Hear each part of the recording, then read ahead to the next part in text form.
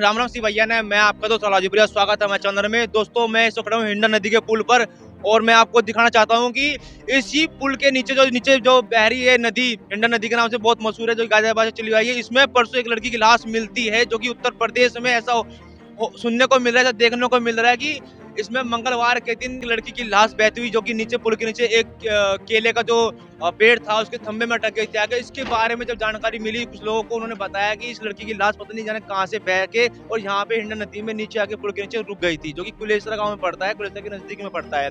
तो दोस्तों कैसा लग रहा है आपको ये जानकर कि उत्तर प्रदेश में ऐसा क्राइम हो सकता है? क्या उत्तर प्रदेश में ऐसा वाक्य सुनने को भी मिला था? मुझे तो लगता है कि ऐसा बहुत कम सुनने को मिलता है, क्योंकि यहाँ पे जो सरकार है उसका दबदबा बहुत ज्यादा है।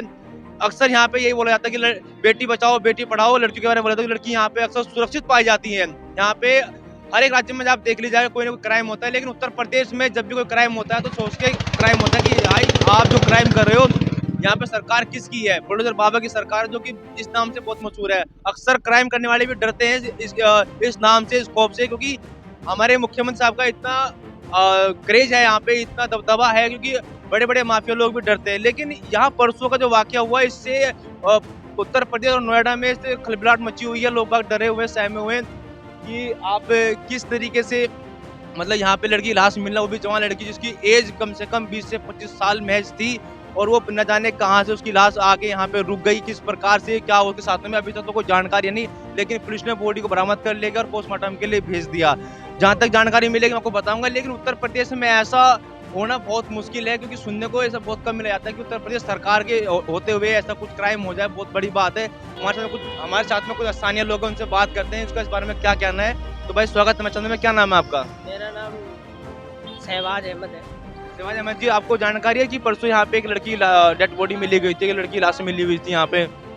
एक्चुअली मुझे तो इसके बारे में जानकारी नहीं है, पर मैं तो काफ़ी साल से रह रहा हूँ कुलेश्वरा में, 20-22 साल हो चुके हैं मुझे। और मैं भी बहुत, जैसा कि मैंने आपकी बात सुन के मैं भी बहुत चौंका कि ऐसा कैसे पॉसिबल हो सकता है। जिस देश में इतनी तगड़ी सरकार हो और हमारा समर्थन पूरा रहता सरकार को, और हम भी चाहते हैं कि ऐसा संभव नहीं है।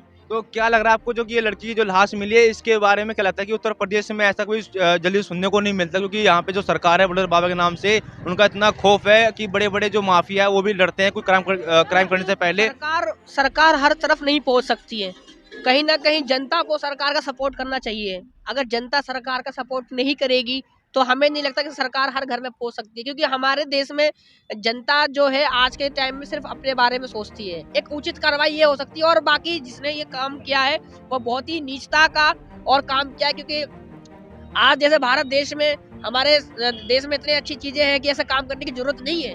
लेकिन कुछ लोग होते हैं कि आपस में कुछ लोगों ने किया है, अब पता नहीं चल पा रहा है कि मैं भी अभी सुनने में जैसा आपने बताया है कि ऐसा हुआ है, पर मैं तो चौंक गया हूँ कि कैसा हो सकता है। तो वो भी तो किसी की बहन बेटी हो सकती है। बिल्कुल, बहन बेटी के साथ तो बुरा व्यवहार हो ही रहा है। अगर हमें बहन बेटी के साथ अगर ऐसा कार्रवाई की जाए तो हमारे देश में महिला का सम्मान नहीं होगा, जो कि हमें महिला का सम्मान बहुत उचित तौर पर करना चाहिए। क्योंकि महिला, जिस देश की अगर महिला सुरक्षित नहीं है तो वो देश आगे नहीं बढ़ सकता है। तो महिला को सबसे पहले कानून व्यवस्था तगड़ा बनाया जाए।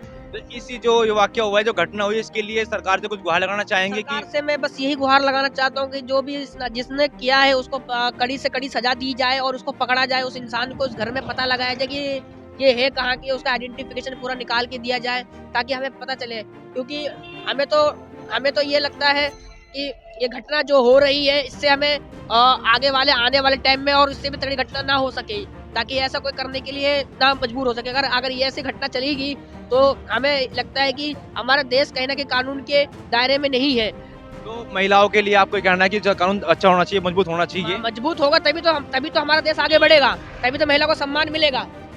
महिला केवल ये नहीं है कि महिला घर में बच्चों का भी ख्याल रखती है और आने वाले टाइम में और बच्चे को ध्यान रखती है, और देश का सम्मान के लिए भाई वो भी पायलट है, उनके भी एयरफोर्स, वो भी एनडीए में जाते हैं। तो हमें इस तरीके से महिला पुलिस भी रहती है, और वहाँ पर जहाँ पर यह वो चीज़ होती है, जैसे नदियाँ हो गई है, जहाँ पर सुनसान इलाका है, वहाँ पर एक पुलिस बूथ बनाना चाहिए, पुलिस बूथ कैफे, और वहाँ पर ऑनलाइन हेल्पलाइन नंबर बनाना चाहिए, ताकि वो आस पास के लोगों को पता चले कि ये घटनाएं नहीं होनी चाहिए।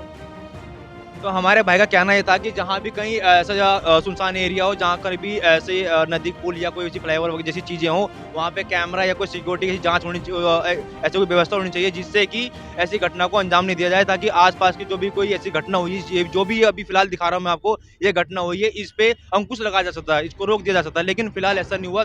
जो भी ये घटना है बहुत शर्मनाक है, घटना है, जिसने भी किया उसको दंड मिलना चाहिए, उसके साथ में उचित कार्रवाई करनी चाहिए।